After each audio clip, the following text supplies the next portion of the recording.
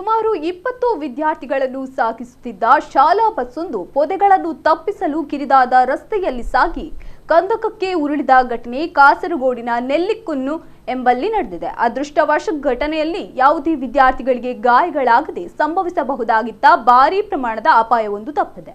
ಬಸ್ಸಿನಲ್ಲಿ ಖಾಸಗಿ ಆಂಗ್ಲ ಮಾಧ್ಯಮ ಶಾಲೆಯ ಎಲ್ಕೆಜಿ ಮತ್ತು ಯುಕೆಜಿ ವಿದ್ಯಾರ್ಥಿಗಳು ಪ್ರಯಾಣಿಸುತ್ತಿದ್ದರು.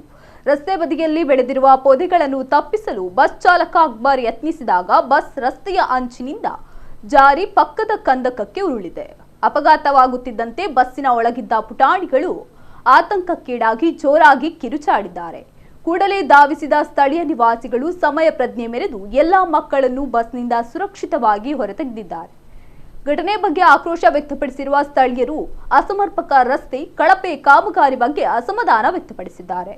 ರಸ್ತೆಯಲ್ಲಿ ಬಿದ್ದಿರುವ ಗುಂಡಿಗಳೇ ಈ ಅಪಾಯಕ್ಕೆ ಮೂಲ ಕಾರಣ ಎಂದು ಅಲ್ಲೇ ಪ್ರತಿಭಟನೆ ನಡೆಸಿದರು. ಶಾಲಾ ಬಸ್ಸುಗಳು ಸೇರಿದಂತೆ ದಿನನಿತ್ಯ ನೂರಾರು ವಾಹನಗಳು ಸಂಚರಿಸುವ ಈ ಅಪಾಯಕಾರಿ ರಸ್ತೆಯನ್ನು ತಕ್ಷಣವೇ ದುರಸ್ತಿಗೊಳಿಸಬೇಕು ಮತ್ತು ಪೊದೆಗಳನ್ನು ತೆರವುಗೊಳಿಸಬೇಕು ಎಂದು ಆಗ್ರಹಿಸಿದರು.